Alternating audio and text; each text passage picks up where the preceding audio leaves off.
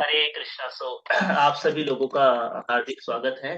और बहुत दिनों बाद में आप सब लोगों का संग मिल रहा है, सो आई एम वेरी फॉर्चुनेट। और आप सबका आशीर्वाद लेकर के आज हम इस श्लोक पे चर्चा करने का प्रयास करेंगे। बहुत ही महत्वपूर्ण और बहुत ही शिक्षाप्रद ये घटनाक्रम चल रहा है।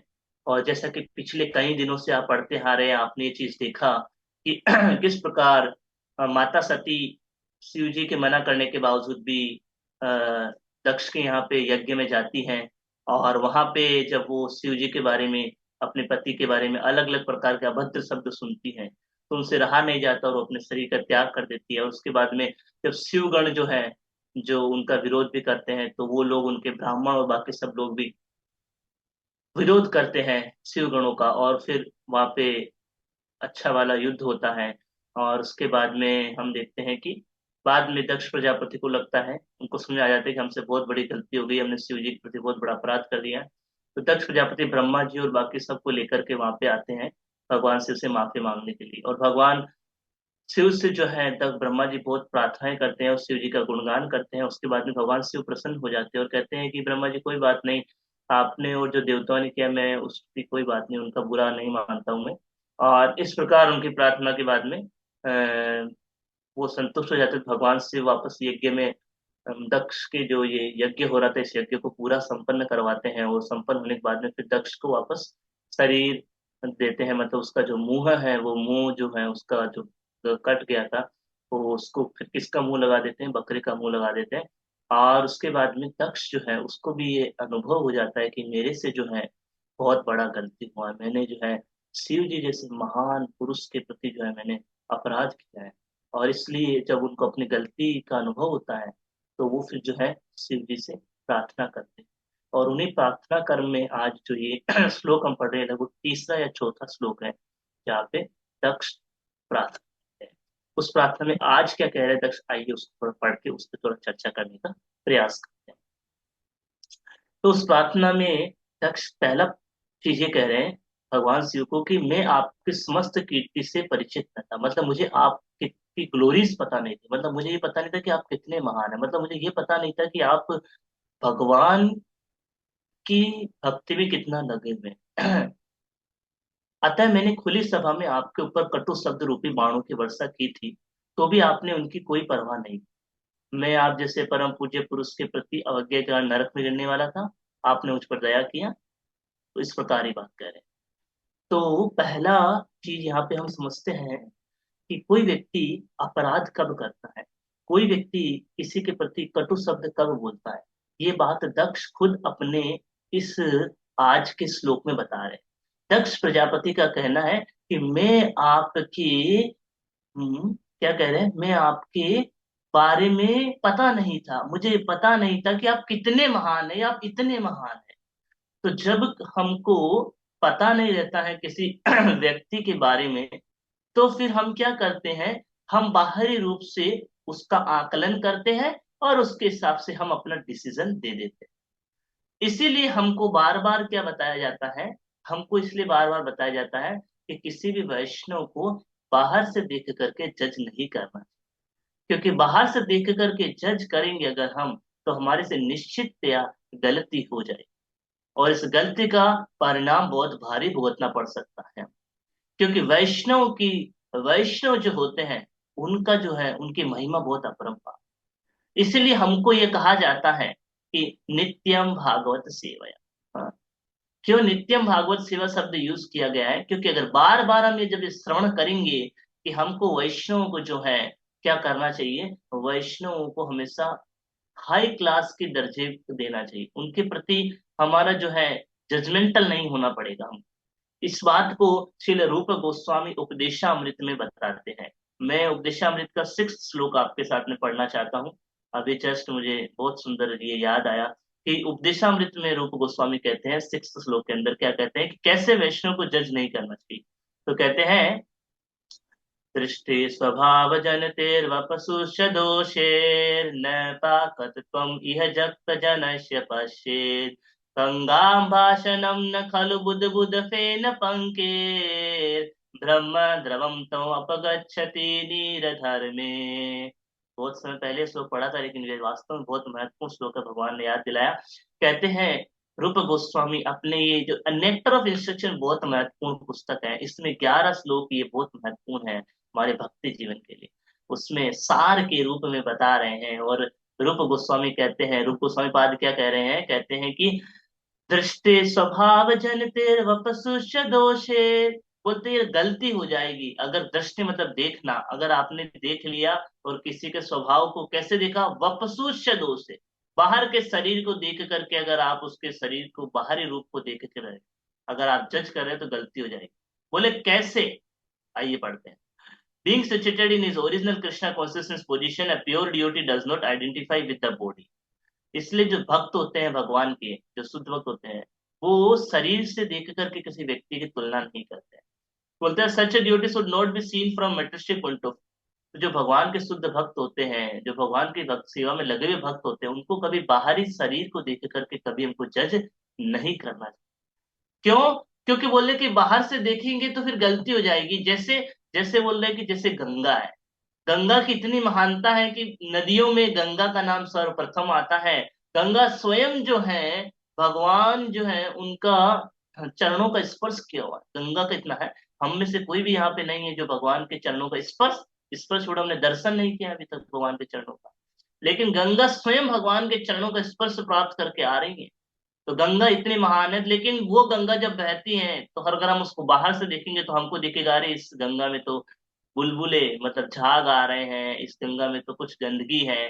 तो बोले अगर बाहर से देखेंगे तो हम अपराध कर देंगे और हम गंगा माता को रियलता को समझ नहीं पाए। उसी प्रकार जिस प्रकार कोई गंगा को बाहर से देख करके नहीं सुन सकता है, उसी प्रकार कोई भक्त को बाहर से देख करके नहीं सुन सकता है। इसीलिए भक्त को बाहर से जज करेंगे तो हम निश्चित रूप से अपना अपराध कर बैठेंगे। तो इसलिए ये रूप गोस्वामी इस बात में बताते हैं कि ऐसा गलती नहीं करना चाहिए। क्या करना चाहिए फिर, कैसे देखें? बोले शास्त्रों की नजर से देखना चाहिए।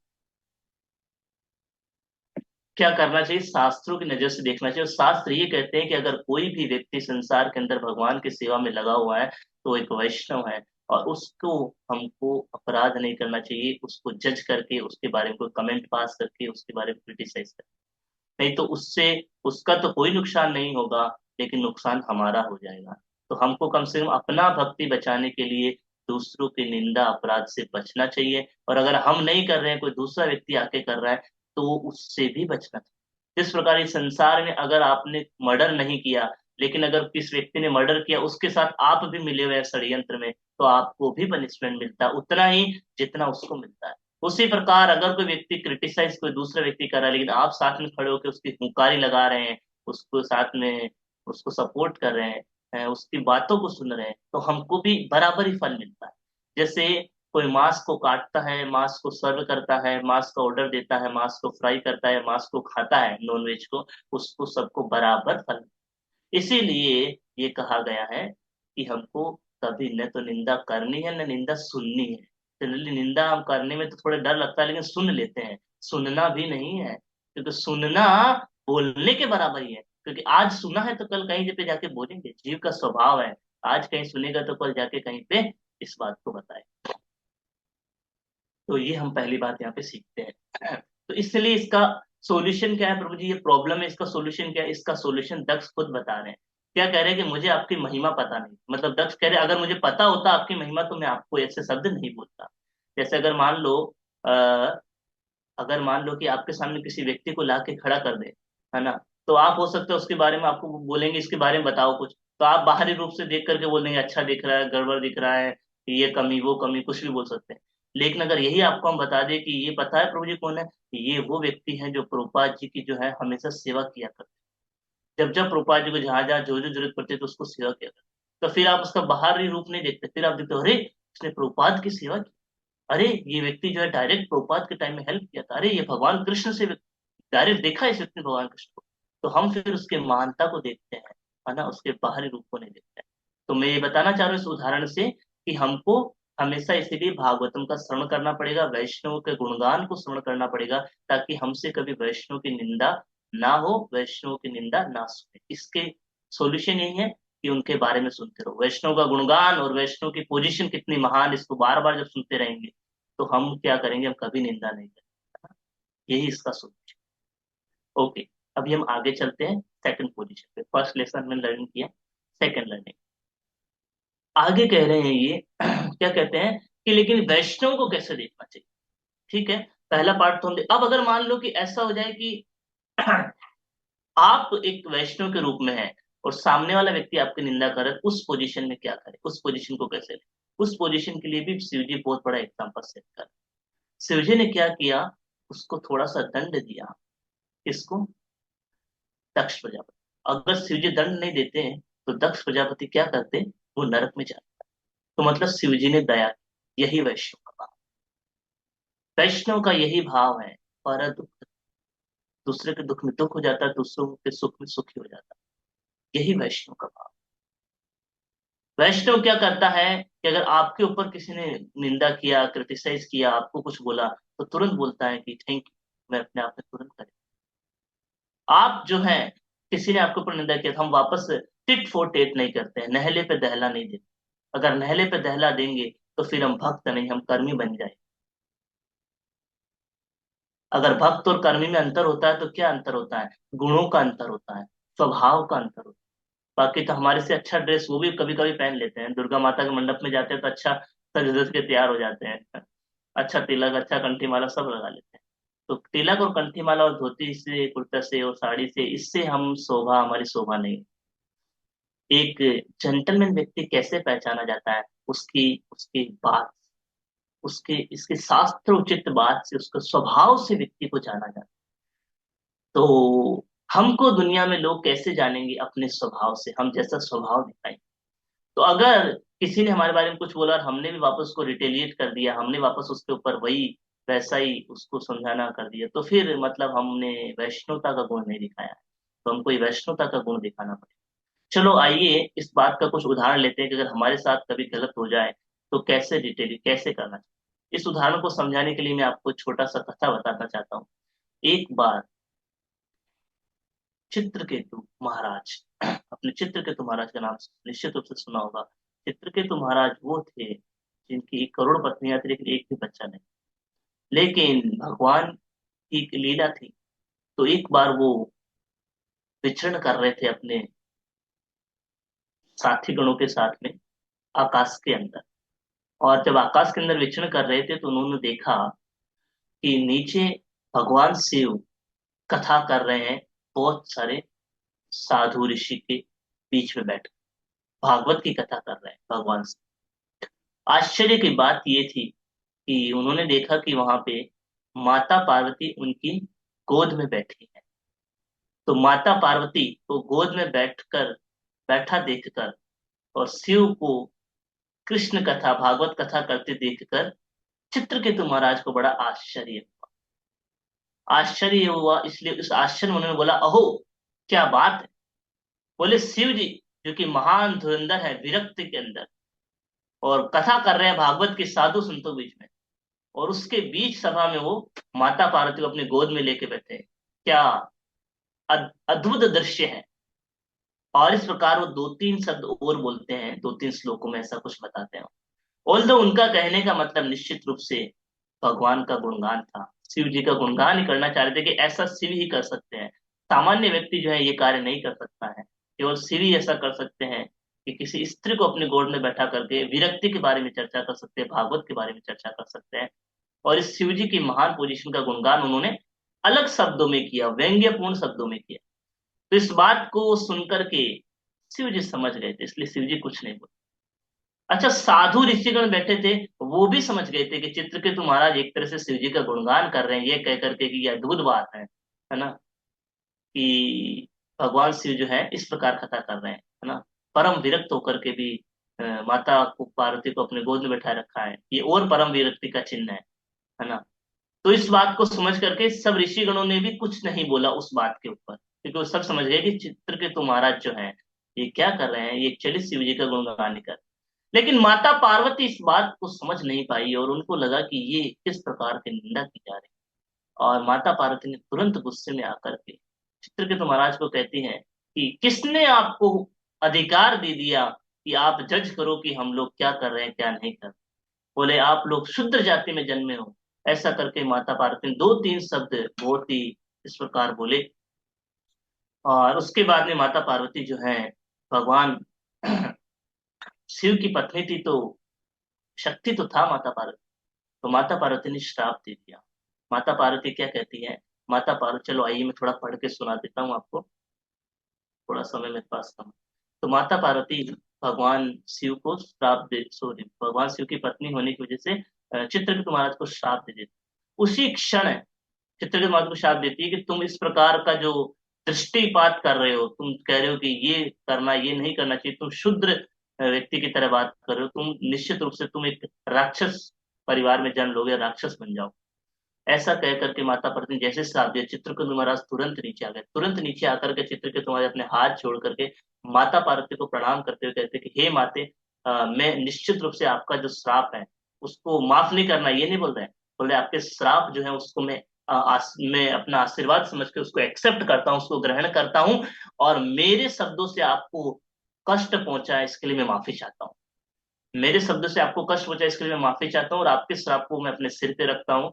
और मैं आपने मुझे निश्चित रूप से दंडित किया है। फिर आगे बताते हैं, कहते हैं कि ये तो सब कर्मों का खेल है एक्चुअली, कि आपका कुछ बोलना और मेरा उस समय कुछ बोलना और आप आपस में कुछ और समझ पाना, ये तो वो कर्मों का खेल है। सुख दुख तो जो है वो तो जो है हमारे कर्मों के हिसाब से हमको मिलता है, कब सुख मिलना कब दुख मिलना। तो अगर मैं ये कहूं कि आपकी वजह से मुझे राक्षस बनना पड़ेगा तो ये गलत है, क्योंकि ये तो मेरे कर्मों का था, ये तो मुझे बनना ही था, और इसीलिए आप तो एक माध्यम बन रही है। और अगर आप ये सोचें कि आपने गलत कार्य कर दिया मुझे श्राप दे करके, तो ये आप मत सोचिएगा ऐसा, क्योंकि ये तो प्रकृति का नियम है, और प्रकृति के नियम की वजह से ही आपने कहीं ना कहीं मुझे इस रात इस प्रकार वो बल्कि उल्टा कार्य कर रहे हैं। क्या कर रहे हैं? माता पार्वती को बोल रहे हैं कि आपने मेरे साथ किया वो आपने नहीं किया है, वो तो मेरे साथ होना ही था, मेरे कर्मों का खेल है। और आपको ये लग रहा हो कि आपने गलत कर दिया, आप ये मत सोचिए आपने गलत नहीं किया, आप तो प्रकृति के चलते कर पा रहे हैं। इस प्रकार जो है तीन चार बहुत सुंदर श्लोक बोलते हैं।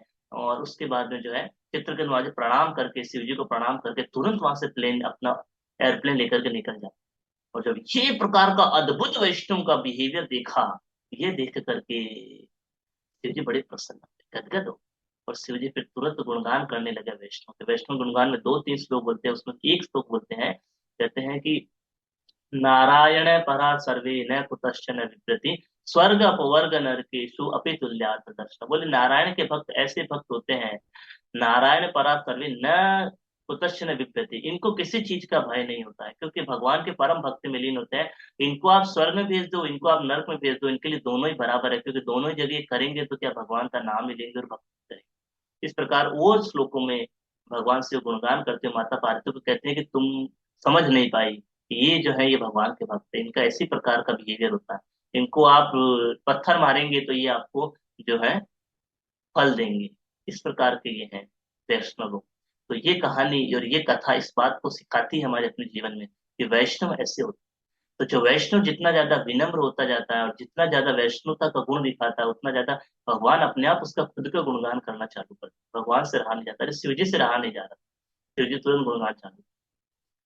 तो इस प्रकार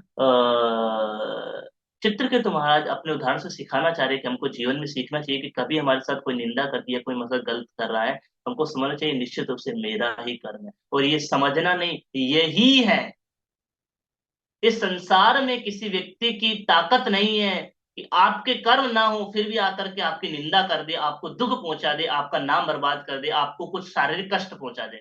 इस संसार में किसी की इतनी ताकत।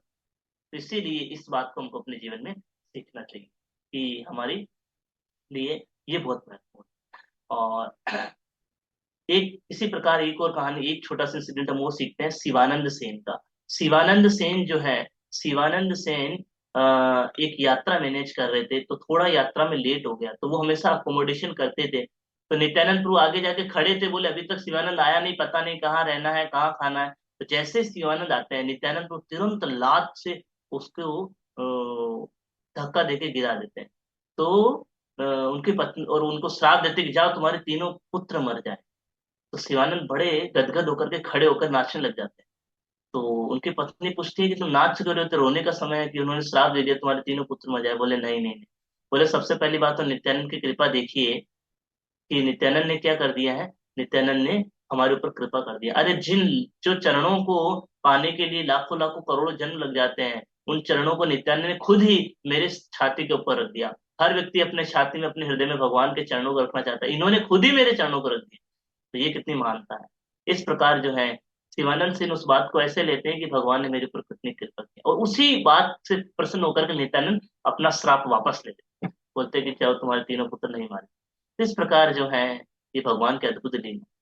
तो आज का ये जो टॉक है, इस टॉक में हमने दो पॉइंट सीखे। पहला पॉइंट हमने यहाँ पे ये सीखा कि किस प्रकार अगर हम वैष्णव के बारे में जब हम सुनते नहीं है तो हमारे से अपराध होते हैं, हम उनकी निंदा सुनते हैं और निंदा करते हैं। तो हमने बोला इसका सोल्यूशन ये है कि हमको बार बार श्रवण करता रहना पड़ेगा वैष्णव की महिमा। उसके लिए हमने आपको उदाहरण बताया कि गंगा का किस प्रकार, गंगा को कैसे हम सम्मान देते हैं, वैसे वैष्णव को बाहर से नहीं, उनके आंतरिक गुणों को देखकर उनको सम्मान देते हैं। फिर हमने ये पहला पार्ट कंप्लीट करने के बाद में दूसरा पार्ट इस प्रकार हमने लिया ये बताने के लिए कि किस प्रकार अगर हम लोग, हमारे ऊपर कोई हमारी निंदा कर रहा है तो हमको कैसे सोचना चाहिए। उसके लिए हमने चित्रकेतु महाराज को उदाहरण दिया कि कैसे चित्रकेतु महाराज ने बताया कि ये हमारे कर्मों का है, उसकी वजह से हमको मिलता है। फिर उन्होंने बताया कि इस प्रकार संसार में कोई भी कष्ट हमको नहीं दे सकता जब तक हमारे कर्मों में नहीं लिखा।